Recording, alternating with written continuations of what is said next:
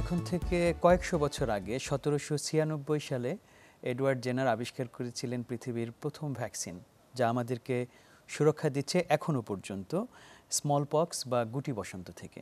তারপর তো পেরিয়ে গেল অনেক বছর, অনেক যুগ, এবং জ্ঞান বিজ্ঞানের যেই বিপুল বিবর্তন হয়েছে এই সময়ে, তার মধ্য দিয়ে আমরা নতুন নতুন ভ্যাকসিন পেয়েছি, নতুন নতুন প্রযুক্তি এসছে। এবং সর্বশেষ এই মানবজাতি যে বড় একটি সংকট অতিক্রম করেছে, কোভিড সংকট, সেই সময় আমরা দেখেছি যে অত্যন্ত অল্প সময়ের ভেতরে সফলভাবে ভ্যাকসিন দিয়েছেন বিজ্ঞানীরা। এই যে এত আবিষ্কার এবং এত পরিবর্তন, এত উৎকর্ষ, তারপরেও আমাদের ভিতরে অনেক রকম প্রশ্ন রয়ে গেছে, আর কি আছে সামনে, নতুন কি আসছে ভ্যাকসিন নিয়ে। আজ আমরা সেই প্রসঙ্গে কথা বলবো সুরক্ষায় প্রতিদিনের আজকের এই বিশেষ আয়োজনে। আমাদের আজকের আলোচ্য বিষয় ভ্যাকসিন নিয়ে নতুন ভাবনা। এ বিষয়ে কথা বলার জন্য আমরা আমন্ত্রণ জানিয়েছি ডক্টর আনিস সিদ্দিকীকে। তিনি senior adviser immunisation UNICEF. Doctor Anis Siddiqui, স্বাগত আমাদের অনুষ্ঠানে। ধন্যবাদ। আমরা যেটি বলছিলাম যে ভ্যাকসিন নিয়ে তো অনেক বছরে অনেক রকমের অগ্রগতি হয়েছে। আপনি দীর্ঘদিন ধরে কাজ করছেন এবং পৃথিবীর অনেক দেশে কাজ করেছেন। আপনার কাজের সম্বন্ধে একটুখানি জানবো, কিন্তু আমরা শুরুতে একটু জেনে নেই যে ভ্যাকসিনের যেই ধরনটা একদম সেই শুরু থেকে যেটা হয়েছিল, তারপরে এত বছরে আসলে কোন কোন জায়গায় বড় রকমের পরিবর্তন এসেছে ভ্যাকসিনের আবিষ্কার এবং প্রয়োগের ক্ষেত্রে? ধন্যবাদ। যদি আপনি ওভারঅল ভ্যাকসিন প্রোগ্রাম দেখেন, তাহলে এখানে কতগুলো এলিমেন্ট আছে, মানে কতগুলো অংশ আছে। প্রথম হচ্ছে যে ভ্যাকসিন রিসার্চ অ্যান্ড ডেভেলপমেন্ট, একটা নতুন রোগের, মানে একটা রোগের বিরুদ্ধে একটা নতুন ভ্যাকসিন তৈরি করা। সেটা আমরা কোভিডের ক্ষেত্রে দেখেছি যে অল্প সময়ে তারা একটা নতুন ভ্যাকসিন তৈরি করেছে। তো এটা হচ্ছে একটা সায়েন্টিফিক ডেভেলপমেন্ট। এবং যখন এটা যখন আপনার নতুন ভ্যাকসিন তৈরি হয়, তখন সেই ভ্যাকসিনটা আবার বিভিন্ন কোম্পানি তারা, মানে কি বলবো, যে ব্যাপক মাত্রায় উৎপাদন করে, যাতে করে এই ভ্যাকসিনটা জনগণের বা শিশুদের কাছে পৌঁছানো যায়। সেই উৎপাদনটা যখন হয়, উৎপাদনটা আবার ডিস্ট্রিবিউট করতে হয়। সো যেই সমস্ত দেশ সেই ভ্যাকসিনগুলো ব্যবহার করবে তাদের কাছে পৌঁছানো, এবং সেখান থেকে একদম তৃণমূল পর্যায়ে, গ্রামে, সেই পর্যায়ে এটা পৌঁছানো। So it's a chain of activities. এখন ডেফিনেটলি কয়েকটা এই যে আপনার মানে বিভিন্ন স্তর, সব জায়গায় কিন্তু আপনার ডেভেলপমেন্ট আছে। নতুন নতুন ভ্যাকসিন তৈরি হয়েছে। কোভিড তার একটা বড় উদাহরণ। তারপর এখন আমরা যেটা নিয়ে বেশি কাজ করছি সেটা হচ্ছে HPV vaccine, human papilloma virus. যেমন ধরেন প্রতি বছর শুধুমাত্র নাইজেরিয়াতে ৮,০০০ মহিলা মারা যায় শুধুমাত্র এইচপিভি ভ্যাকসিন, মানে প্রিভেন্টেবল, মানে রোগে, মানে সার্ভাইকাল ক্যান্সার। তো ওইটা আমরা প্রিভেন্ট করতে পারি এইচপিভি ভ্যাকসিন দিয়ে। সো এখানে আমাদের একটা বড় থ্রাস্ট আছে। আরেকটা হচ্ছে ম্যালেরিয়া ভ্যাকসিন। হ্যাঁ, বছরের পর বছর আফ্রিকা, এশিয়ার কান্ট্রিগুলোতে বিভিন্ন ম্যালেরিয়া প্রোগ্রাম চালানো হচ্ছে, কিন্তু আমরা সফলতা দেখছি না। কিন্তু এখন আপনার ম্যালেরিয়া ভ্যাকসিন তৈরি হয়েছে, তার আবার বিভিন্ন কোম্পানি বিভিন্ন প্যাটার্নে তৈরি করেছে। তো সেইগুলোকে আমরা বিভিন্ন জায়গায় দেখছি যে এগুলো কোথায় ভালো কাজ করছে, কোথায় কাজ করছে, কোন জনগোষ্ঠীর মধ্যে এটা কাজ করছে, কোথায় এটা কাজ করছে না। তো সেইগুলো হচ্ছে রিসার্চের জায়গা। আর একটা বড় পরিবর্তন হচ্ছে যে সাপ্লাই চেইন ম্যানেজমেন্টে। আগে যেটা ছিল যে আপনার এটা টার্গেটেড ছিল, মানে আমি এই জনগোষ্ঠীকে টার্গেট করব বা এটা করব।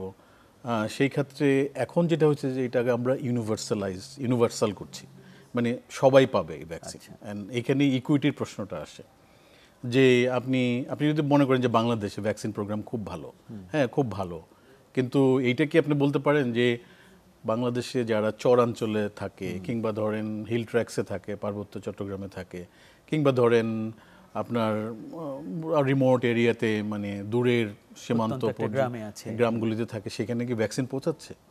তো সেই জায়গাটাতে আমরা বেশি জোর দিচ্ছি ইকুইটি ফোকাস ভ্যাকসিন প্রোগ্রামিং।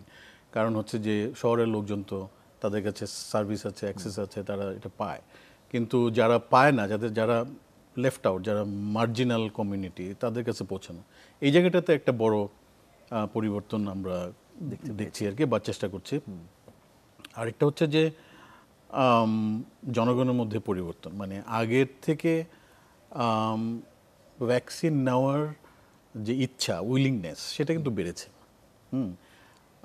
অবশ্যই আমরা হয়তো এই প্রসঙ্গ নিয়ে আরো বেশি আরেকটু কথা কথা বলবো, বলবো, হ্যাঁ। কিন্তু আমরা দেখছি যে কাভারেজের ক্ষেত্রে এটা ব্যাপক পরিবর্তন হয়েছে। আগে যেরকম আমরা যে ধরনের কাভারেজ আমরা দেখতাম, তার থেকে অনেক বেশি কাভারেজ আমরা এখন, বা বেশি সংখ্যক শিশুকে, বেশি সংখ্যক মাকে বা বেশি সংখ্যক জনগোষ্ঠীকে আমরা অন্তর্ভুক্ত করতে পারছি। আচ্ছা, সুতরাং সুতরাং চেঞ্জটা শুধু ভ্যাকসিন ডেভেলপমেন্টে না, এটা হচ্ছে মানে সর্বক্ষেত্রে আর কি। কারণ আপনি যদি একটা ভ্যাকসিন তৈরি করেন এবং সেটা যদি প্রান্তিক জনগোষ্ঠীর কাছে না পৌঁছায়, তাহলে তো এটার খুব কোনো একটা মূল্য থাকলো না যৌক্তিকতা আসলে। নাই। জি, থ্যাংক ইউ। এটি অনেক অনেক চমৎকার করে বলেছেন আসলে, যে একদম উৎপাদন থেকে শুরু করে প্রান্তিক পর্যায়ে যার কাছে দরকার সেখানে পৌঁছানো পর্যন্ত প্রত্যেকটা ধাপে পরিবর্তন এসছে। এবার যদি আপনার প্রসঙ্গটা একটু এই প্রসঙ্গে জেনে নিই, যে এই যে একটি বিস্তৃত পরিসর আসলে ভ্যাকসিন উৎপাদন থেকে শুরু করে মানুষ পর্যন্ত নিয়ে যাওয়া, আপনি কোন কোন জায়গায় কাজ করছেন এবং আপনার কর্মপরিধি কোথায় ছিল? এত বছর ইউনিসেফে আছেন অনেক বছর ধরে, কোন কোন ক্ষেত্রে কাজ করেছেন? এইখানে যেই শুরু থেকে আমরা শেষ পর্যন্ত যেটা বললাম, সেটা হচ্ছে যে ভ্যাকসিন ডেভেলপমেন্ট, রিসার্চ, এটার সাথে আমার মানে সম্পৃক্ততা কম। কারণ এটা ফার্মাসিউটিক্যালস কোম্পানি বা ইন্ডিভিজুয়াল যে রিসার্চ এজেন্সি, ইউনিভার্সিটি, তারা এগুলো করে, তাদের সাথে আমরা সাধারণত কাজ করি না। হ্যাঁ, কিন্তু আমরা কাজ করি যখন এটা মাস প্রোডাকশন হয়। যেমন ধরেন, আমি একটা ছোট উদাহরণ দিই, যে একটা ভ্যাকসিন হচ্ছে পিসিভি, হ্যাঁ, নিউমোকক্কাল ভ্যাকসিন, মানে বাচ্চাদের যে নিউমোনিয়া থেকে ভোগে, সেটা থেকে প্রিভেন্ট করার জন্য আমরা পিসিভি ভ্যাকসিন দিই। তো রিসেন্ট মানে এই ভ্যাকসিনটা যখন নাকি তৈরি করছে যে কোম্পানিগুলো, তো আমরা ওই কোম্পানিগুলোর সাথে আমরা যোগাযোগ করি আচ্ছা, এবং বলি যে এটা একটা ডেভেলপমেন্ট, এই ভ্যাকসিনটা আমরা ইমিউনাইজেশন প্রোগ্রামে ইন্ট্রোডিউস করব। তখন তাদের সাথে আমাদের আলোচনা হয়, আমরা ওদেরকে প্রণোদনা দেই বা উৎসাহ দেই যে তোমরা ব্যাপক মাত্রায় এই ভ্যাকসিনটা তৈরি করো। এবং সেখানে বিভিন্ন এজেন্সি আছে, যেমন ধরেন Gavi, global alliance for vaccine and immunisation, ওরা সেখানে আপনার একটা কমিটমেন্ট করে যে তোমরা যদি ভ্যাকসিন তৈরি করো, সেই ভ্যাকসিনটা আমরা কিনবো। তো সেক্ষেত্রে প্রকিউরমেন্টটা আমার একটা ভূমিকা আছে। আচ্ছা, তারপরে হচ্ছে যে এই মূল যে জায়গাটা আমার, সেখানে হচ্ছে যে ভ্যাকসিন ডিস্ট্রিবিউশন। আপনি প্রকিউরমেন্ট করার পরে সেটা ডিস্ট্রিবিউট করতে হবে, এবং সেইখানে একটা বড় চ্যালেঞ্জ আছে, কোন কান্ট্রিতে আপনি এটা ডিস্ট্রিবিউট করবেন, কোন দেশ আপনার প্রায়োরিটি। আমরা দেখেছি ভ্যাকসিন যখন কোভিড তৈরি হয়েছে, এই প্রায়োরিটি নিয়ে সমস্যা হচ্ছিল। হ্যাঁ, যাদের টাকা আছে, যাদের ক্ষমতা আছে, তারা ভ্যাকসিনটা নিয়ে নিচ্ছে আগে আগে, নিয়ে জমা করে রেখে দিয়েছে, হ্যাঁ, তারা অ্যাডভান্স মানে কিনে নিচ্ছে। সেটাই। যারা আপনার তাদের মানে প্রকিউরমেন্ট অ্যাবিলিটি নাই, তারা পিছিয়ে পড়ে যাচ্ছে। তো আমরা ওই জায়গাটাতে করি যে আমরা একটা ভ্যাকসিন ফান্ডের মাধ্যমে পিছিয়ে পড়া দেশগুলোকে সাহায্য করি, যাতে করে ওরা ভ্যাকসিনটা কিনতে পারে। সো ভ্যাকসিন, এই যে পিছিয়ে পড়া দেশগুলোকে সহায়তা করা ভ্যাকসিন কেনার জন্য কন্ট্রিবিউশন, তখন এটার ডিস্ট্রিবিউশনটা ওই দেশে। তারপর সেই ডিস্ট্রিবিউশন হলে পরে সেখানে, যেমন ধরেন শুধু যে আপনি বাংলাদেশের কথা ধরেন, যখন নাকি কোভিড ভ্যাকসিন আসছিল, তখন ভ্যাকসিনগুলো অনেক কম তাপমাত্রায় রাখার কথা, কিন্তু সেই ধরনের ফ্যাসিলিটি ছিল না। তখন আমরা বাংলাদেশকে বা এরকম দেশগুলোকে আমরা সাহায্য করেছি, ধরেন ওই যে ভ্যাকসিন রাখার জন্য স্টোরেজ ফ্যাসিলিটি করার জন্য। তো প্রতিটা জেলায় জেলায় আমরা স্টোরেজ ফ্যাসিলিটি তৈরি করেছি, -70°C এগুলো রাখার জন্য। সো কান্ট্রিগুলোকে ক্যাপাসিটি তৈরি করা, তাদের স্টোরেজ ক্যাপাসিটি বিল্ড করা, ডিস্ট্রিবিউশন করা, এবং মূল কাজ হচ্ছে আপনার তারপর হচ্ছে একটা নির্দিষ্ট দিনে ভ্যাকসিনটাকে রোল আউট করা। হয় আপনি রুটিন ইমিউনাইজেশন, যেটা আমরা ফ্যাসিলিটি বেস বলি, যেমন হসপিটালে বা আউটরিচে দেওয়া, আর এটা হচ্ছে যে মানে একটা নির্দিষ্ট দিনে ক্যাম্পেইন করা। সো এই দুইটাতেই আমরা সাহায্য করি, মানে আমার রোল যেটা। আমাদের বিভিন্ন দেশে আমাদের যে কান্ট্রি অফিসগুলো আছে ইউনিসেফের, সেই কান্ট্রি অফিসগুলো একটা বড় ভূমিকা প্লে করে সেই ভ্যাকসিনগুলো এই দেশে নিয়ে আসার জন্য, গভর্নমেন্টের সাথে মানে সরকারের সাথে কোঅর্ডিনেট করে তারপরে সেই ভ্যাকসিনটাকে রেখে তারপরে সেটাকে রোল আউট করা। সো ইটস এ ম্যাসিভ কাজ। তো আমার কাজ হচ্ছে গ্লোবাল লেভেল থেকে সেগুলোর মানে গাইডেন্স তৈরি করা, তারপর সেখান থেকে মানে পলিসি ফর্মুলেট করা এবং অফকোর্স ফান্ড মোবিলাইজ করা এবং গাইডলাইন দেওয়া যে এটা এইভাবে এবং প্রায়োরিটি সেট করা। সো তাহলে বলা যায় ভ্যাকসিন ব্যবস্থাপনার একটা ভ্যাকসিন গুরুত্বপূর্ণ ধাপ আসলে। ব্যবস্থাপনা হ্যাঁ। এবং আমরা বলি যে ইমপ্লিমেন্টেশন যেটা, হ্যাঁ, ব্যবস্থাপনা প্রয়োগ যেটা এটি। আপনি একটু শুনি তাহলে, যেহেতু পৃথিবীব্যাপী আপনার কাজ, ইউনিসেফের আপনি এখন যুক্তরাষ্ট্রে অবস্থান করছেন, তাদের হেড অফিস যেটা সেখানে। তো পৃথিবীর কোন কোন দেশে আপনার নিজের সরাসরি কাজ করার অভিজ্ঞতা হয়েছে এবং পৃথিবীর বিভিন্ন দেশে ভ্যাকসিনের এই যে পৌঁছে দেওয়া এবং তারপর বিভিন্ন দেশের নিজস্ব যেই মেকানিজম থাকে সেটার কেমন অভিজ্ঞতা আপনি পেয়েছেন? যেমন আফ্রিকার দেশে আপনি কাজ করেছেন বা বাংলাদেশেও করেছেন, আবার এশিয়ার অন্য দেশেও হয়েছে বা আমেরিকাতেও হয়তো দেখেছেন। তো এটার ভিতরে কি রকমের সামঞ্জস্য, কি রকমের বেশি পার্থক্য চোখে পড়ে? ঠিক বলেছেন। আমি বাংলাদেশে অনেকদিন কাজ করেছি, প্রায় 8 বছর ভ্যাকসিন নিয়ে। তারপর ভারতে ছিলাম 13 বছরের মতো। ইটস কোয়াইট লং টাইম, আমার কেরিয়ারের বেশিরভাগ সময়টাই গেছে ভারতে। তারপরে শর্ট টার্ম কাজ করেছি পাকিস্তানে অল্প সময়, কিন্তু সেটা ওদেরকে অ্যাডভাইস করার জন্য, আমি নিজে সরাসরি ইমপ্লিমেন্টেশনে ছিলাম না, but I advice the team. আচ্ছা। আর আফগানিস্তানে ছিলাম 6 মাস বা তার বেশি, একটা ক্রিটিক্যাল সময়ে, যাতে ভ্যাকসিন যেখানে যুদ্ধবিধ্বস্ত অঞ্চলে পৌঁছানো যায় তার জন্য।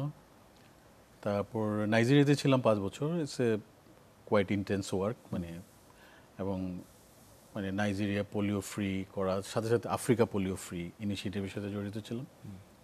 তারপরে আমি নিউ ইয়র্কে ইউনিসেফ হেডকোয়ার্টারে যাই। আচ্ছা। এখন অবভিয়াসলি এক এক দেশের এক্সপিরিয়েন্স এক এক রকম। বাংলাদেশে যেরকম ছিল সেটা হচ্ছে যে আপনার ন্যাশনাল ইমিউনাইজেশন ডে বা রুটিন সিস্টেমের মধ্যে বাচ্চাদের কাছে টিকা পৌঁছানো, মায়েদের কাছে টিকা পৌঁছানো, অ্যাডোলেসেন্টদের মধ্যে ভ্যাকসিনের অ্যাওয়ারনেস তৈরি করা। সো আমরা যখন বাংলাদেশে ছিলাম, আমি যখন বাংলাদেশে ছিলাম, ভ্যাকসিনের যে মূল চ্যালেঞ্জগুলো অনেকটাই আমার কাছে অধরা ছিল। আমাদের কাছে মনে হচ্ছিল যে ভ্যাকসিন প্রোগ্রাম হচ্ছে আপনি ভ্যাকসিন কাল আসলো, আপনি নিলেন, আপনি থানা হেলথ কমপ্লেক্সে পাঠিয়ে দিলেন, ওখান থেকে বিভিন্ন জায়গায় ট্রান্সপোর্ট হলো। সো এই যে চ্যালেঞ্জগুলো, এগুলো সময় মতো করা, লোকজনকে ট্রেন করা এবং লোকজনকে জানানো যে ভ্যাকসিন প্রোগ্রাম হচ্ছে, ব্যাপক কোনো চ্যালেঞ্জ আমরা এখানে ফিল করি নাই। কিন্তু যখন আমি ভারতে গেলাম, সেখানে কোয়াইট চ্যালেঞ্জিং। কারণ হচ্ছে যে আমি একটা ছোট উদাহরণ দিই। যেমন ধরেন 2004-এ আমি যখন ভারতে গেলাম, তখন প্রথমেই আমি যখন ওরিয়েন্টেড হলাম যে কোথায় কোথায় চ্যালেঞ্জ আছে, তো তারা বলছে যে উত্তরপ্রদেশ আমাদের জন্য চ্যালেঞ্জিং এরিয়া। আচ্ছা। এখন উত্তরপ্রদেশে প্রায় আপনার 1200 পোলিও কেস রিপোর্টেড হয়েছিল ওই সময়। আচ্ছা, অনেক বড় সংখ্যা। তো আমরা আরেকটু ডিটেইলি যখন আমি জিজ্ঞেস করলাম যে 1200-র মধ্যে এটাকে ব্রেকডাউন কীভাবে করা যায়, বিভিন্ন কমিউনিটি, রুরাল, আরবান, তারপরে বিভিন্ন রিলিজিয়াস অ্যাসপেক্টে, হিন্দু, মুসলিম, দেখা গেল যে আপনার 1200 যেই কেস ছিল তার 80% কেস ছিল, 80% মেজরিটি ছিল মুসলিম কমিউনিটির মধ্যে। আচ্ছা। whereas Muslim community is only 18%. আচ্ছা, তাহলে বিশাল একটা ডিসপ্যারিটি। বিশাল ডিসপ্যারিটি। তখন থেকে আমাদের চিন্তা ভাবনা হলো যে এটা কেন হচ্ছে। সো এটা দেখা গেল যে এই কমিউনিটিতে, মুসলিম কমিউনিটিতে ভ্যাকসিনের অ্যাকসেপ্টেন্স খুবই কম। এবং it is quite a new challenge to me.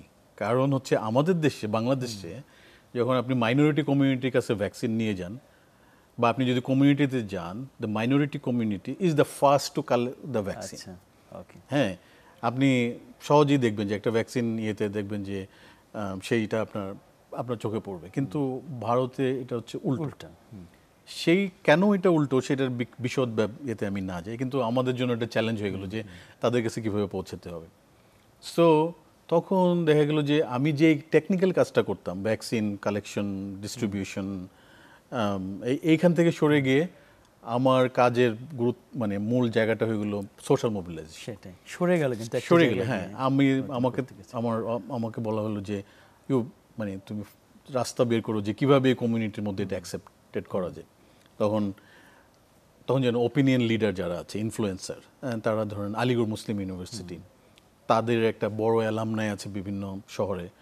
তারপরে আপনার আমরা বিভিন্ন মুসলিম যারা মানে অথরিটি, তার স্কলার, ইনস্টিটিউশন, তাদের কাছে পৌঁছালাম। এরকম 400টা ইনস্টিটিউশন আমরা বের করলাম যাদের কাছে আমাদের পৌঁছাতে হবে। তাদের মাধ্যমে আমরা বিভিন্ন ফতোয়া, আপিল, যে যেভাবে পারা যায় সেগুলো আমরা করেছি। তো জেনারেলি এটা করার পরে তারপর মসজিদগুলোকে মানে ইয়ে করে আপনার উদ্বুদ্ধ করা ভ্যাকসিনের ব্যাপারে মাইকিং করার জন্য। তারপরে হচ্ছে যে সবচেয়ে বড় জিনিসটা যেটা হচ্ছে যে আমরা দেখেছি বিভিন্ন ভ্যাকসিনেটর বিভিন্ন শহরগুলোতে বা বিভিন্ন গ্রামে যে ভ্যাকসিনেটরগুলো, যেমন মুসলিম কমিউনিটিতে ভ্যাকসিনেটর মুসলিম ডেপ্লয় করা, মুসলিম কমিউনিটিতে মুসলিম সুপারভাইজার ডাক্তার ডেপ্লয় করা, হিন্দু লোয়ার কাস্ট কমিউনিটিতে ওদের কমিউনিটি থেকে ভ্যাকসিনেটর এগুলো করে। এটা ম্যাসিভ অপারেশন, মানে কয়েক বছর লেগেছে এগুলোকে চেঞ্জ করতে। হ্যাঁ, সো 2004-এ আমরা যখন শুরু করলাম বা আমি যখন ওখানতে ইনভলভ হলাম 2000 আপনার কয়েক বছর করার পরও ইটস এ ম্যাসিভ টাস্ক। অনেকে হয়তো হালই ছেড়ে দিচ্ছিল যে এই ভারতে হয়তো পোলিও নির্মূল সম্ভব না, বাট ফাইনালি ইট সাকসিডেড। আচ্ছা, তো এখানে আপনি দেখেন যে আমি কিন্তু দেখা গেল যে একটা সময় গিয়ে আমি ভ্যাকসিনের মূল কাজ থেকে সরে social mobilisation, community development, social entrepreneurship, তারপরে হচ্ছে even at a level political engagement, এগুলোর সাথে সুতরাং চ্যালেঞ্জটা ডিফারেন্ট। যেমন তারপরে ধরেন নাইজেরিয়াতে, হ্যাঁ, তখন যখন 2016-তে ইন্ডিয়া পোলিও ফ্রি ডিক্লেয়ার হলো, তখন দেখা গেলো যে নাইজেরিয়াতে যে বড় সমস্যা। এবং সো আমার মানে ওভারনাইট আমি নাইজেরিয়াতে গেলাম যে নিডেড টু বি মানে প্রায়োরিটাইজ। তো আমার অর্গানাইজেশন বললো যে এখানে আমাদের চ্যালেঞ্জ আছে। কিন্তু নাইজেরিয়াতে গিয়ে দেখলাম যে আমি ভাবলাম যে ঠিক আছে, এখানে বোধহয় এই সমস্যা, ইন্ডিয়াতে যেহেতু সমস্যা এরকম ছিল, তারপর নাইজেরিয়াতে অন্যরকম সমস্যা হবে। কিন্তু সেখানে সমস্যা কমপ্লিটলি ডিফারেন্ট। কারণ হচ্ছে ওইখানে বর্ণ বলে একটা জায়গা আছে যে নর্থ ইস্ট, সেখানে মানে নাইজেরিয়ান গভর্নমেন্ট অ্যান্ড বোকো হারামের মধ্যে একটা কনফ্লিক্ট চলছে। সো ওই যে এরিয়াটা মানে মেজরিটি এরিয়া ইজ মানে আপনার কন্ট্রোল বাই বোকো হারাম। আচ্ছা, আর Nigerian army trying to defeat, capture করার চেষ্টা করছে। তো এই যুদ্ধের ডামাডোলের মধ্যে তো ভ্যাকসিনেশন প্রোগ্রাম হওয়াটা খুব মুশকিল। এবং সেরকম চ্যালেঞ্জিং একটা সিচুয়েশনে আমাদেরকে আমি গিয়ে পড়লাম বা আমাকে তারপর আমাকে টিম তৈরি করা হলো যে আমরা কিভাবে এখানে হেল্প করি। So it was quite challenging task, but we succeeded. আমরা কি করলাম, আমরা আর্মির সাথে আমরা একটা পার্টনারশিপ করলাম। তো সেটা হচ্ছে যে আমাদের এগ্রিমেন্ট হলো যে আর্মি যখন একটা জায়গায় অপারেশনে যাবে, সেখানে যদি কোনো এলাকা তারা মুক্ত করে, সেই এলাকায় তারা ভ্যাকসিনেশন করবে। আচ্ছা, মানে তারা ভ্যাকসিন ক্যারিয়ার নিয়ে যাবে, ওইখান থেকে ভ্যাকসিনেটর দিয়ে ওরা ভ্যাকসিন করবে। তারপরে যেই এরিয়াগুলো বোকো হারামের কন্ট্রোলড, তার আশেপাশে আমরা রিং ফেন্সিং করলাম। কারণ লোকজন তো, সাধারণ লোকজন তো বেরোচ্ছে ঢুকছে, তাই না? তো ওরা যখন বেরোচ্ছে তাদেরকে ভ্যাকসিনেশন করা হচ্ছে, তারা যখন ঢুকছে তখন তাদেরকে ভ্যাকসিনেশন করা হচ্ছে। তারপর আমরা সিডিসি আটলান্টার সাথে ইউএস, তো স্যাটেলাইট ইমেজারি দিয়ে আমরা দেখলাম যে কোথায় মানে মানে জনগোষ্ঠী আছে। তো সেই জনগোষ্ঠীকে কিভাবে টার্গেট করা যায় সেগুলোর জন্য যে লোকাল যে লোকজন আছে রিলিজিয়াস, তাদেরকে ট্রেন করা, তাদের মাধ্যমে ভ্যাকসিনেশন করা। সো এটা এখন আমি বলতে গেলে অনেক লম্বা সময় লাগবে, আমার ধারণা এই সময়টা আমরা পাবো না। এটা একটা ধারণা দিচ্ছে যে অঞ্চল ভেদে বা দেশ ভেদে আসলে আলাদা আলাদা চ্যালেঞ্জ উপস্থিত হচ্ছে এবং সেটাকে, যেমন ধরেন আমি আফগানিস্তানের শর্ট টার্ম ছিলাম, তো আমরা দেখলাম যে আমরা যেখানে ভ্যাকসিন পৌঁছানো যাচ্ছে সবাই ভ্যাকসিন নিচ্ছে, কিন্তু যে সমস্ত জায়গায় এইটা তালেবান এবং তখনকার দিনে তালেবান কন্ট্রোল এবং গভর্নমেন্ট কন্ট্রোল, এখানে ডিফারেন্সিয়েশন হচ্ছে। তখন আমরা ভাবলাম যে আমরা যদি তালেবানের কাছে না পৌঁছাই তাহলে তো আমরা ওই অংশ ব্যাপক বাচ্চাদেরকে আমরা টিকা দিতে পারবো না। সো আমি যখন ছিলাম, আমি নিজে ব্যক্তিগতভাবে এই ইনিশিয়েটিভের সাথে জড়িত ছিলাম, যে তাদের যে লিডারশিপ তারা থাকতো কোয়েটায়, পাকিস্তানে। জি। তো তাদের সাথে ফোনে দিনের পর দিন তাদের সাথে যোগাযোগ করে তাদেরকে কনভিন্স করা হলো, টু দ্য এক্সটেন্ট যে আমরা বললাম যে যদি তালেবান যদি যুদ্ধ করে তাহলে তাদের তো শিশুরাই তো বড় হয়ে যুদ্ধ করবে, তো সেই শিশুরা যদি সুস্থ না থাকে তাহলে ওরা কিভাবে যুদ্ধ করবে, মানে এই লেভেলে পর্যন্ত আমরা আর্গুমেন্ট করেছি। So they are convinced. কিন্তু ওইটা যথেষ্ট ছিল না। ইভেন আমি নিজে ব্যক্তিগতভাবে জালালাবাদে তাদের মানে যেখানে আপনার লিডারশিপ মানে দেশে আছে, ওখানেও আমি গিয়েছি এবং তাদেরকে কনভিন্স করে আমরা ন্যাশনাল ডে অফ ট্র্যাঙ্কুইলিটি, আচ্ছা, মানে শুধুমাত্র ভ্যাকসিনেশনের জন্য 3 দিন কোনো যুদ্ধ হবে না, এরকম পরিস্থিতি তৈরি হয়েছিল এবং সেখানে আমরা ভ্যাকসিনেশন করেছি। তো আমি ব্যক্তিগতভাবে দেখি যে ভ্যাকসিন শিশু মানে বাচ্চা মানে শিশুদের জীবন, মায়েদের জীবন, এখানে কিন্তু সবাই একমত। হ্যাঁ, তো ওই জায়গাতে আমরা দেখেছি এক এক দেশে এক এক রকম চ্যালেঞ্জ, কিন্তু প্রত্যেক জায়গাতে জিনিসটা ভালো করে কমিউনিকেট করতে পারলে সবাই শেষ পর্যন্ত আসলে যুক্ত হয়েছে এখানে। অনেক ধন্যবাদ ডক্টর আনিস সিদ্দিকী, এবং যে কাজগুলো করেছেন এত চ্যালেঞ্জিং সিচুয়েশনের মধ্য দিয়ে সেজন্য অভিনন্দন জানাই। আমরা ছোট একটি বিরতি নিয়ে এসে তারপরে বাকি আলোচনায় যাচ্ছি। ধন্যবাদ। দর্শক সুরক্ষায় প্রতিদিনের সময় হলো একটি বিরতির, আমাদের সাথেই থাকুন, ফিরছি একটু পরে।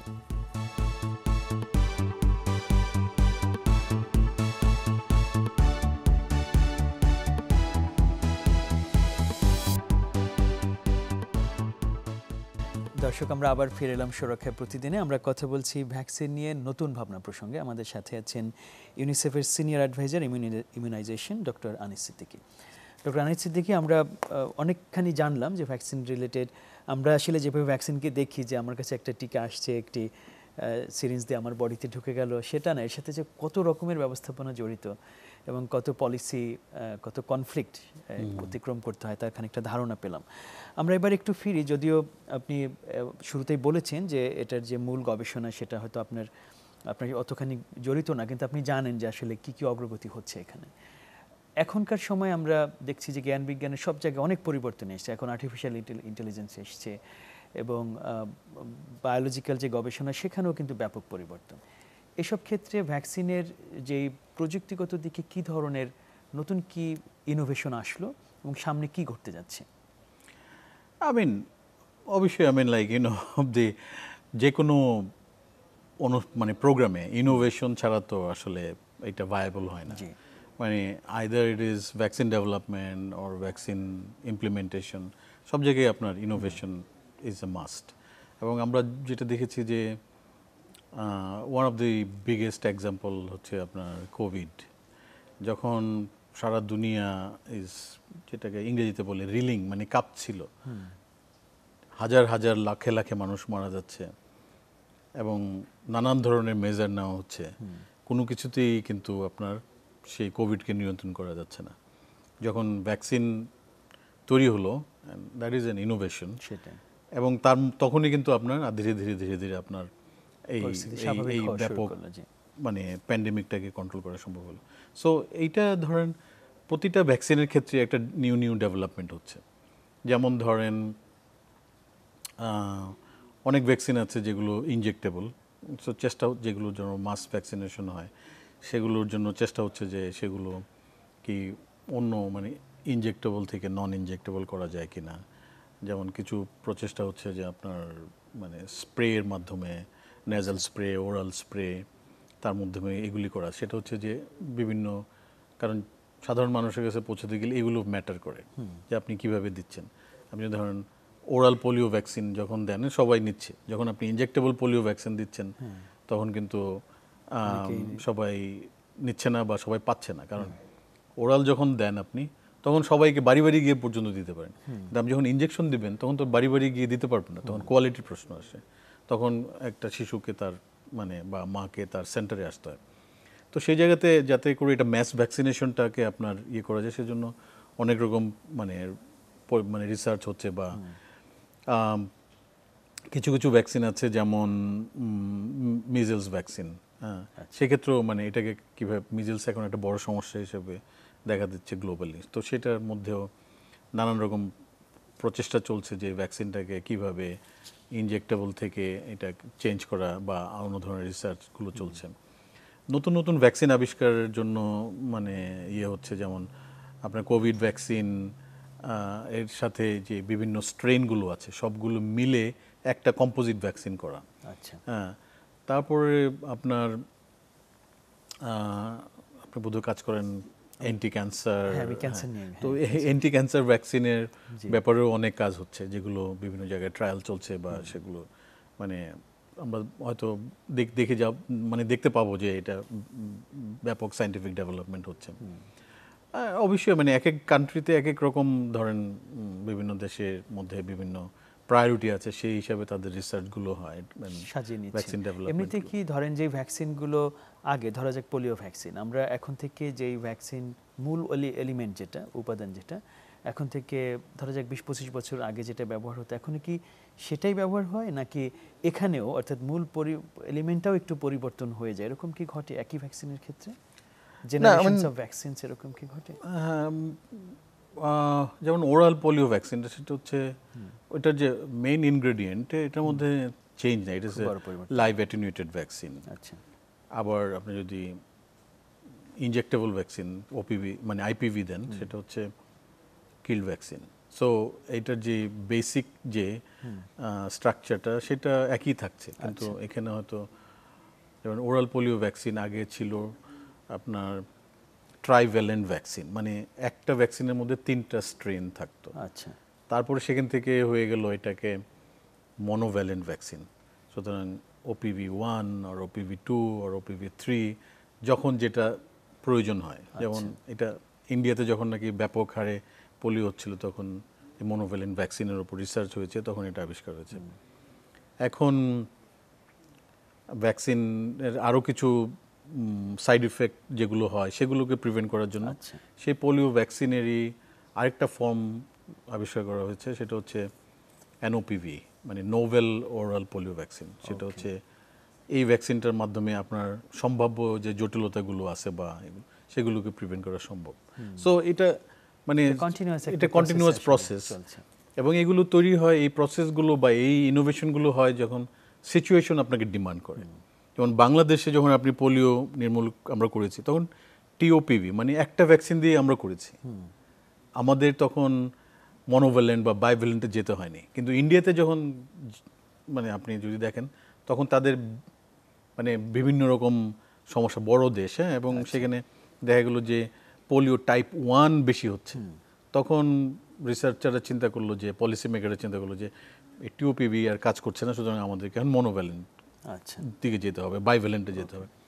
নাইজেরিয়াতে যখন আমরা দেখলাম যে সব ঠিক আছে, কিন্তু এইগুলো দেওয়ার পরে আপনার ভ্যাকসিন ডিরাইভড কিছু সমস্যা হচ্ছে, যে ভ্যাকসিন থেকেই কিছু সমস্যা হচ্ছে, তখন আবার আরও রিসার্চ শুরু হলো এবং সেখানে আপনার এনওপিভি আসলো। সো ইজ অল, কেউ হয়তো বলতে পারে যে প্রথমেই কেন আপনি এনওপিভি নিয়ে আসছেন না, কারণ তখনকার ওই সময়ে ওইটা প্রাসঙ্গিক ছিল না।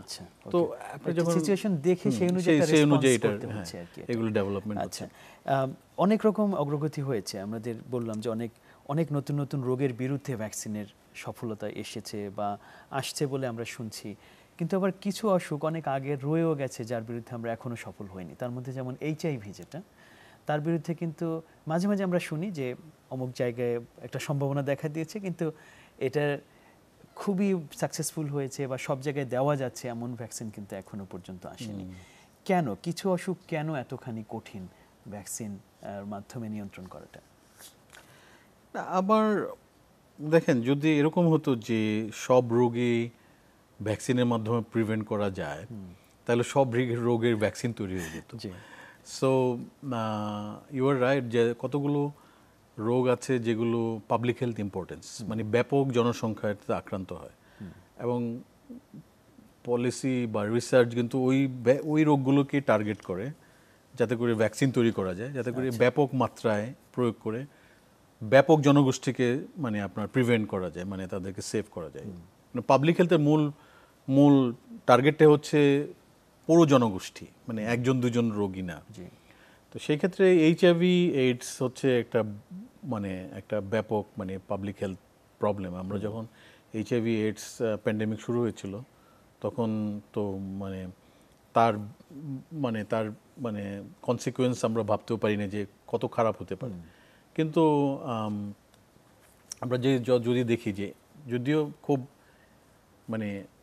অন্য রোগের বিরুদ্ধে যেমন কোভিড বা পোলিও তার মতো যেরকম ইফেক্টিভ ভ্যাকসিন সেরকম ইফেক্টিভ ভ্যাকসিন আসেনি, কিন্তু some extent HIV AIDS is under control. অনেক জায়গাতে, মানে বিভিন্ন মেজার বা আপনার যে সমস্ত ওষুধ আপনি জানেন, অ্যান্টিভাইরাল যে ওষুধগুলো, অ্যান্টিভাইরাল ওষুধগুলো সেগুলো মাধ্যমে অনেকটাই নিয়ন্ত্রণে আসছে। কিন্তু অবশ্যই এই ওষুধগুলোর দাম বেশি, সবাই ইয়ে করতে পারে না। তারপর যে সমস্ত দেশ মানে অ্যাফোর্ড করতে পারে না সেখানে এখনো এই রোগের প্রাদুর্ভাব অনেক রয়ে গেছে।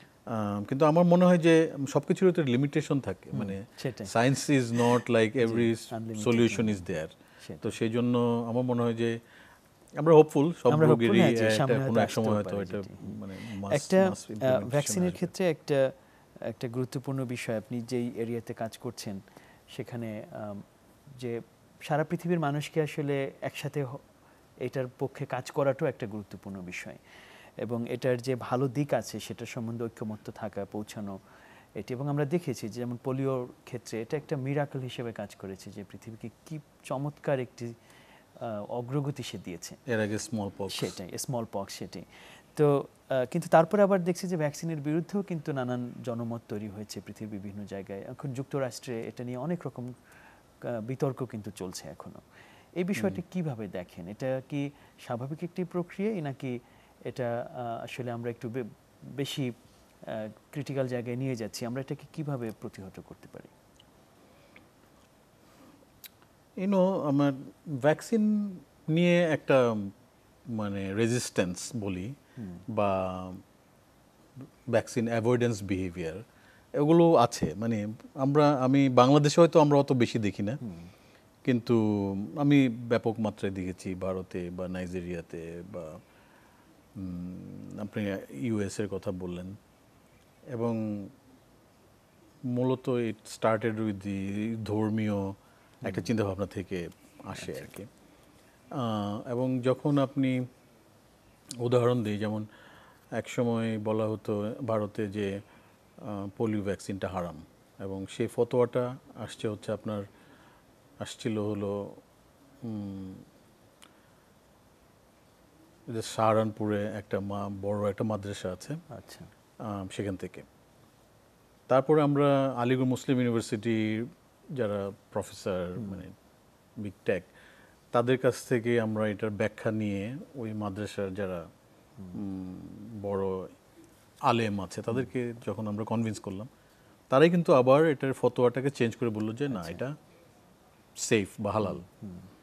তো এইটার জন্য হচ্ছে কি আমার ধারণা এটা হচ্ছে যে মিসইনফরমেশন, ডিসইনফরমেশন, রং ইনফরমেশন এগুলো দায়ী। এবং কেন ভ্যাকসিনের বিরুদ্ধে একটা ইভেন আপনি কোভিডের সময় যদি দেখেন ভ্যাকসিন বিরোধী কিন্তু মানে নানান মানে কাজ করেছে। এবং আমরা দেখেছি যে আপনি বললেন যে ইউএসের এখন না, আগে থেকেই, অনেক আগে থেকেই আপনার যেমন নিউ ইয়র্কে এটা হচ্ছে একটা অ্যাডভান্স স্টেট, রাইট? সেখানে ইহুদিদের মধ্যে গোড়া একটা অংশ তারা কিন্তু ভ্যাকসিন নেয় না। আচ্ছা। এবং সরকারি কোনো মানে তারা বাধ্য করতে পারবে না যে তারা কেন ভ্যাকসিন নেয় না, তাদেরকে ভ্যাকসিন নিতে হবে। সুতরাং ওই কমিউনিটি কিন্তু মানে কনস্ট্যান্টলি তারা ওই ভ্যাকসিনটাকে অ্যাভয়েড করেছে। এবং আমরা দেখেছি যে এইটার স্পিল ওভার এফেক্ট বিভিন্ন জায়গায় হয়েছে। এবং রিসেন্টলি আমরা দেখছি যে মিজেলস ভ্যাকসিন কাভারেজ বিভিন্ন স্টেটে ইউএসএ মানে এটা ডাউনওয়ার্ড ট্রেন্ড, এবং যার ফলে অনেক বেশি মিজেলস কেস রিপোর্ট হচ্ছে। টেক্সাসে এটা এক ধরনের সংকটই তৈরি হচ্ছে এখন। সো এইগুলো হচ্ছে মানে এগুলো হচ্ছে ডাইরেক্ট কনসিকুয়েন্স অফ মানে ভ্যাকসিন রেজিস্ট্যান্স বা ভ্যাকসিন অ্যাভয়েডেন্স বিহেভিয়ারের কারণে। তো এটার জন্য অ্যাকচুয়ালি হচ্ছে যে আমাদের মানে কনস্ট্যান্টলি কাজ করতে হবে, আমাদেরকে এনগেজ করতে হবে। আমাদের বিভিন্ন প্রোগ্রাম আছে যেগুলো বলে সোশ্যাল বিহেভিয়ার প্রোগ্রামিং, তাদের জনগণের সাথে সম্পৃক্ত হওয়া, তাদেরকে কনভিন্স করা। এটা যদি রিলিজিয়াস হয় রিলিজিয়াস আসপেক্টে অ্যাড্রেস করা, এটা যদি পলিটিক্যাল হয় পলিটিক্যাল আসপেক্টটাকে অ্যাড্রেস করা, বা আপনি যেই মানে as a root cause analysis করে তার মাধ্যমে সেগুলোকে এটা একটা কন্টিনিউয়াস, আসলে এটা একটা কন্টিনিউয়াস ক্রাইসিস, এবং সেটাকে বা স্ট্রাগল সেটাকে ম্যানেজ করাটাই বিষয়। এবং মনে হয় আমি শুনেছি যে বাংলাদেশে যখন এইচপিভি ভ্যাকসিন দেওয়া হচ্ছিল কিছুদিন আগে, সেখানে নাকি ব্যাপক মাত্রায় আপনার রেজিস্ট্যান্স তৈরি হয়েছিল। হ্যাঁ, সেটা কিন্তু কিন্তু পরে সেটা পরে আবার ওভারকাম করা হ্যাঁ, গিয়েছে। ওভারকাম করা হয়েছে। তার মানে এটি একটা চমৎকার শিক্ষা দেয় আমাদের যে এরকম ইস্যুজ আসতেই পারে, কিন্তু আমরা যদি সঠিক নলেজটা প্রচার করি এবং সেখানে যখন যেই মাধ্যমটা সবচেয়ে ইফেক্টিভ, যেমন এখন সোশ্যাল মিডিয়া খুব ইফেক্টিভ, এগুলোকে এঙ্গেজ করা একটা গুরুত্বপূর্ণ বিষয়। আমি একেবারে শেষের দিকে আমি একটু বাংলাদেশ নিয়ে প্রশ্ন করে শেষ করতে চাই। বাংলাদেশ আপনার এক প্রাণের জায়গা, অনেকদিন কাজ করেছেন, এখন বিদেশে আছেন। বাংলাদেশের ক্ষেত্রে আপনি কি প্রত্যাশা করেন? আমরা অনেক দূর এগিয়েছি, তারপর তো কিছু গ্যাপ রয়ে গেছে। সেক্ষেত্রে সরকারি বেসরকারি কি উদ্যোগগুলো আমাদেরকে পূর্ণাঙ্গ একটি মাত্রায় নিয়ে যেতে পারে ভ্যাকসিনের ক্ষেত্রে? মানে যদি এটা শুধু মানে আপনি যদি ইপিআই বা ভ্যাকসিন প্রোগ্রাম নিয়ে বলেন, মনে হয় আমি এখানে কনসেন্ট্রেট করি, সেটা হচ্ছে যে বাংলাদেশ মানে ভ্যাকসিন কাভারেজের জন্য একটা গ্লোবালি একটা এক্সাম্পল, মানে ট্রেন্ড সেটার। মানে লোকজন যখন আপনি একটা দেশে কোনো প্রোগ্রাম ইমপ্লিমেন্টেশন হয় বা আপনি যদি উদাহরণ হিসাবে আনতে চান, যে দু একটা দেশ সম্পর্কে বলা হয়, বাংলাদেশ তার মধ্যে একটা। কিন্তু এখন আমার কাছে যেটা মনে হয় যে এটা দীর্ঘদিন ধরে বাংলাদেশ তার এই যে সাকসেসটাকে এটা এনজয় করে করে এখন যে স্টেজে আসছে, সেখানে এটা আমরা কিছু দেখছি যে এটা ঠিক আগের জায়গাতে নাই। কারণ ইংরেজিতে একটা শব্দ আছে কমপ্লাসেন্সি, মানে অতি সন্তুষ্টি চলে আসছে এবং সবাই ভাবছে যে মানে আমরা তো ভালোই, তাই না? কিন্তু সেটাতে দেখা যাচ্ছে যে আপনার সেটার কিছু ফলাফল আমরা দেখছি যে ভ্যাকসিন কাভারেজ কিন্তু একটা জায়গায় ফিক্স হয়ে আছে। মানে এটা যখন আপনি যদি বলেন যে 90% আছে, এবং 90% এটা 10 বছর ধরেই 90% আছে, এটা 95 হচ্ছে না বা 98 হচ্ছে না। তো সেই জায়গায় এটা বলবো যে এটা স্ট্যাগনেন্ট হয়ে গেছে, মানে এটা স্থির হয়ে গেছে, এটা ভালোর দিকে যাচ্ছে না। হয়তো অত ব্যাপক খারাপ হয়নি, কিন্তু একটা কমপ্লাসেন্সি আছে আর কি। আর সেকেন্ড হচ্ছে যে বাংলাদেশে আরেকটা বড় চ্যালেঞ্জ হচ্ছে যে আরবানাইজেশন অনেক ব্যাপক হারে হচ্ছে। মানে আমি একটা স্ট্যাটিস্টিক শুনেছি যে প্রতিদিন 6,000 লোক গ্রাম থেকে ঢাকা শহরে আসে। তাহলে আপনি 365 দিনে কতজন লোক আসছে বা শহরগুলিতে যাচ্ছে। এখন গ্রামে কিন্তু ভ্যাকসিন ডিস্ট্রিবিউশন বা ভ্যাকসিন প্রোগ্রামে একটা সুন্দর প্রোগ্রাম আছে আর কি। হ্যাঁ, তারা ইউনিয়ন থেকে ওয়ার্ড থেকে সাব ব্লক এভাবে ডিস্ট্রিবিউশন করে এবং এটা গুড। কিন্তু শহরে কিন্তু এরকম কোনো প্রোগ্রাম নাই। সেকেন্ড হচ্ছে যে শহরের ভ্যাকসিনেশন প্রোগ্রামটা ডিপেন্ড করে হচ্ছে মিউনিসিপ্যাল কর্পোরেশন বা সিটি কর্পোরেশনের উপরে, তাদের ম্যান পাওয়ার নাই এবং তারা মূলত ডিপেন্ড করে এনজিওর উপর। মানুষের কাছে পৌঁছাচ্ছে না কিন্তু যে ওই সার্ভিসটা ওরকম ভাবে পৌঁছাচ্ছে না, যার ফলে দেখা যাচ্ছে যে শহরে মূলত ভ্যাকসিনটা মানে কাভারেজটা হচ্ছে যে যেহেতু শিক্ষিত লোকজন থাকে, সচেতন লোকজন থাকে, তার আগে ওই সার্ভিসটা হসপিটাল থেকে, ক্লিনিক থেকে বা আশেপাশে যেখানে ভ্যাকসিন দেওয়া হয় সেখান থেকে নিচ্ছে। কিন্তু যেই জনগোষ্ঠী মানে ওইখানকার নির্দিষ্ট এলাকার অধিবাসী না, বাইরে থেকে আসছে, তাদের কাছে কিন্তু ওই জিনিসগুলো মানে কেউ প্রোঅ্যাক্টিভলি নিয়ে যাচ্ছে না এবং তারাও জানে না। যার ফলে আপনি দেখবেন যে যখন কাভারেজ সার্ভে হয়, মানে লাস্ট কাভারেজ সার্ভেতে দেখেছি যে শহরগুলিতে আপনার ভ্যাকসিন কাভারেজ অনেক কম। So it's going to be a big threat for মানে বাংলাদেশের জন্য একটা বড় সমস্যা। এখানে একটা বড় কাজ কিন্তু এগিয়ে নেওয়াটা একটা জরুরি। অনেক ধন্যবাদ ডক্টর আনিস সিদ্দিকী, চমৎকারভাবে অনেক বিশদ একটা আলোচনা হলো আপনার সাথে। কৃতজ্ঞতা জানাচ্ছি সময় দেওয়ার জন্য। আবার দেখা হবে। ধন্যবাদ, অনেক ধন্যবাদ আমাকে আমন্ত্রণ করার জন্য। দর্শক, শেষ করতে যাচ্ছি সুরক্ষায় প্রতিদিনের আজকের আয়োজন। আমরা ভ্যাকসিন নিয়ে সারা পৃথিবীব্যাপী কি নতুন ভাবনা চলছে সেই প্রসঙ্গে আলাপ করলাম। আমরা সর্বশেষ যে প্রসঙ্গটি বলেছিলাম যে বাংলাদেশে আমরা অনেক গর্ব করি যে এখানে ভ্যাকসিনের অনেক সফলতা হয়েছে, কিন্তু তারপরও আমাদের সন্তুষ্টির জায়গায় থেমে থাকলে হবে না, আমাদের এগিয়ে যেতে হবে এবং ভ্যাকসিনের যে কাভারেজ সেটি কীভাবে বাড়ানো যায় সে বিষয়ে উদ্যোগ নিতে হবে। সে আহ্বান রেখে আজকের মতো শেষ করছি সুরক্ষায় প্রতিদিন।